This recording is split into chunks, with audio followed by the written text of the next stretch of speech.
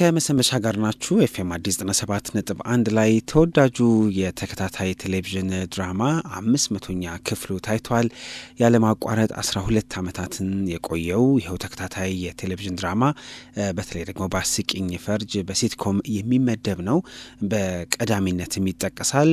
በቅርብ በደመቀ ሁኔታ 12 ዓመት መቆየቱንና በቀጣይ ደግሞ በተሻለ ወደ ተመልካች እንዲደርስ የሚያስችሉ ሀሳቦች ተሰብስበው በቀጣይነትም በተጠናከረ መንገድ እንደሚታይ ሰምተናል። ስለዚሁ ተከታታይ ድራማ 500ኛ ክፍል መቅረብና 12 ዓመት መድፈንን መነሻ አድርገን የሲትኮም ድራማው ሀሳብ አመንጭና ባለቤት እንዲሁም መሪ ተዋናይ ጥላሁን ጋር ቆይታ እናደርጋለን ማለት ነው። እንዴት አለ ጥላሁን? እግዚአብሔር ይመስገን። እንዴት ናችሁ? አለን ይመስገን። እንኳን ደስ አለህ ላለሁ ለ12 ዓመቱም ለቤቶች 12 ዓመት መድፈን እንዲሁም ደግሞ ለ500ኛ ክፍሉ። አዎ እንኳን አብሮ ደስ አለን። ደስታው የሁላችን ነው። የሚዲያው፣ የኛ የአክተሮቹ፣ አጠቃላይ አብሮ ሰራተኛውና በተለይም ደግሞ የተመልካቹ ህዝባችን የሁላችንም የጋራ ውጤት ነውና እንኳን አብሮ ደስ አለን ማለት ፈልጋለሁ። መቼም ያው ቁጥር ብቻ አይደለም ይሄ ምን ትርጉም አለው ጥልሽ 500ኛ ክፍል ለአንተ? አዎ ቁጥር ብቻ አይደለም። ምክንያቱም 500 ማለት እንደ ኤፒሶድ ወይም እንደ ድራማ 500 ክፍል መድረስ በራሱ በውስጡ ብዙ ትርጉሞች አሉት። 500 ክፍል ለመድረስ 12 ዓመት ፈጀብን ስንል 12 ዓመት ተቻችሎ መኖር፣ 12 ዓመት የሚፈጠሩ ልዩነቶችን በተለያየ መንገድ መፍታት፣ 12 ዓመት የደከመውን ማበረታት፣ የበረታው ደግሞ ቀድሞ መሄድ ሳይሆን ከኋላው ያሉትን እየያዘ ማስጠጋት እና እነዛ ሁሉ ታልፈው ነው እንግዲህ እዚህ ደረጃ የተደረሰውና እንደተባለው ቁጥር ብቻ አይደለም። በ12 ዓመት ውስጥ ያየናቸው የተለወጡ ተዋንያን በገጽታም በተለየ መንገድም በስራም ጭምር ቤቶች የሰጠን እንዲለወጡ ምክንያት የሆናቸው ተዋናዮች አሉ እና በትወና ዘንድም አብረው 12 ዓመት የቆዩ ይኖራሉ እና እነሱስ ያላቸው ስሜት እንዴት ያለ ነው ጥላሁን? 12ን ስናስበው አዛሉ የለችም፣ ለአገር ውስጥ የለችም፣ ስለዚህ ድራማው ላይ የለችም።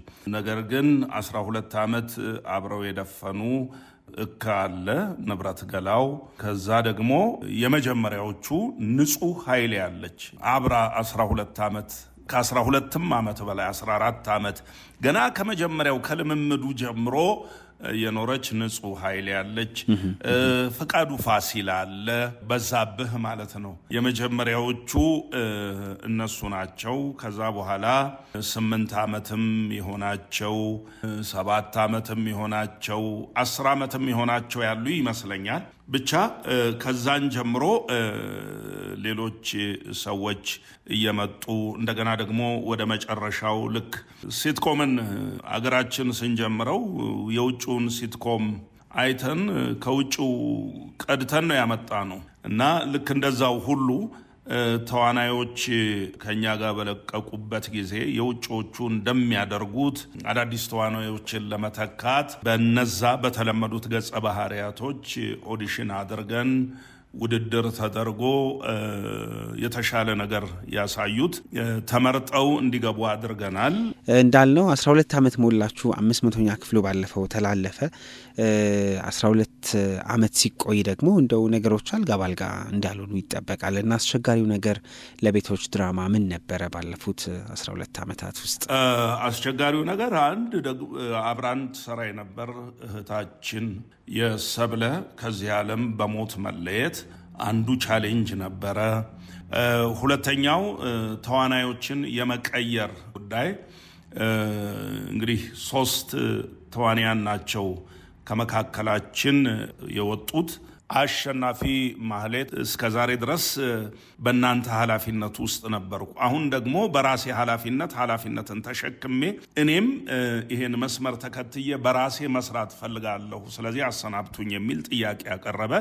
ጥያቄውን ተቀብለን በደንብ በሚገባ ፕሮግራም አዘጋጅተን ለሱ መሸኛ የሚሆን በክብር ነው የሸኘ ነው እና እንግዲህ ይሄ ነው አንዱ ዓላማችንም።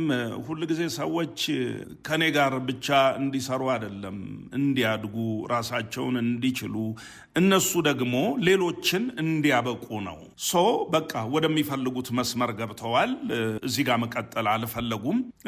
እኛ ደግሞ እነገሌ ወጥተዋል ብለን ልናቆመው እንደማይገባን ውስጤ ያምን ነበረ። እነገሌ አይደሉም። እኔ መጀመሪያ የሐሳቡ አመንጪ የሆንኩት ሰው እኔ ባልኖር እንኳን እኔ ከድራማው በወጣ እንኳን በሌላ ሰው ተተክቼ መሰራት እንዳለበት ነው ማምነው።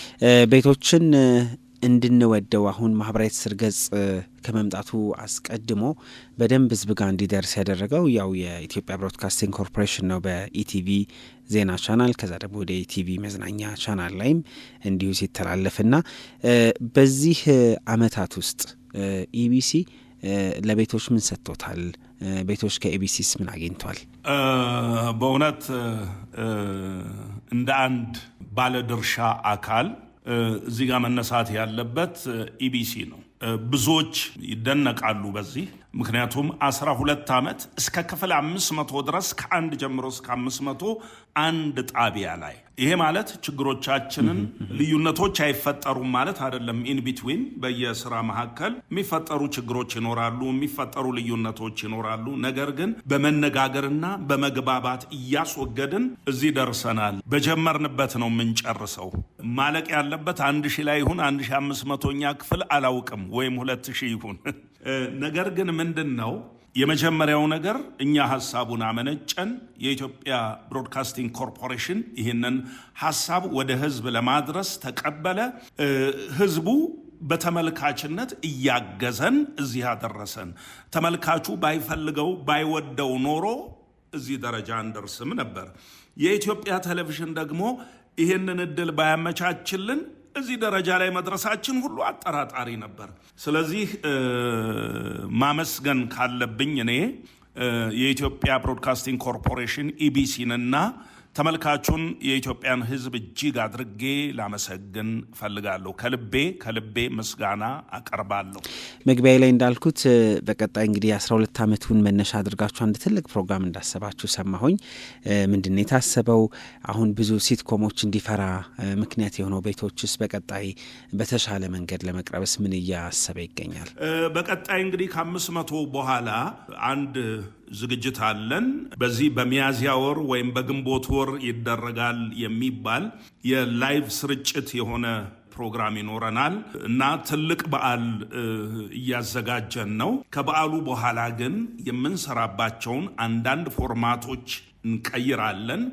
ይሄ ደግሞ ዝም ብሎ መቀየር ሳይሆን ከዚህ በፊት ነገሮችን እያስጠናን እናደርግ እንደነበረው ሁሉ ብዙ የጥበብ ባለሙያዎችን፣ ብዙ የቲያትር ተማሪዎችን፣ ብዙ የፊልም ባለሙያዎችን፣ ዳይሬክተሮችን እና እንደገና ደግሞ ከተመልካቹም የተመረጡ ሰዎችን በጥቆማ ወስደን ትልቅ ፓናል አዘጋጅተን የወደፊት አካሄዱ ምን መሆን አለበት፣ በቃ በጥንካሬ አሁን ካለው በላይ ጠንክሮ እንዲቀጥል እንዴት አድርገን መስራት አለብን የሚለውን ነገር በዓሉ ዝግጅት በኋላ እንግዲህ አዲስ መልክ ይዞ በተሻለ መልክ በተሻለ ባማረ በተዋበ ሁኔታ እንዴት መቀጠል እንዳለበት ከኢቢሲም ጋር እየተነጋገርን ነው ያለነው። በአሁኑ ሰዓት በኢትዮጵያ ብሮድካስቲንግ ኮርፖሬሽን የሚገኙ አመራሮች በጣም ከምንጊዜውም በላይ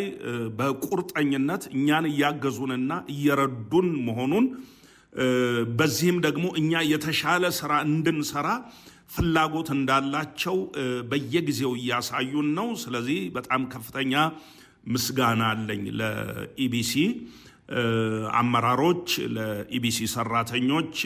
ታንኪዩ በጣም አመሰግናለሁ ማለት ፈልጋለሁ። መልካም፣ በጣም እናመሰግናለን ጥላሁን ጉግሳ። ላንተም አጠቃላይ ለቤቶች ክሩ ቡድን አባላት እንኳን ደስ አላችሁ ማለት እንወዳለን። አመሰግናለሁ። እግዚአብሔር ይስጥልኝ። በጣም ጥሩ መሰንበቻ ከዜማ ግብዣ በኋላ ይመለሳል። አብራችሁ ነው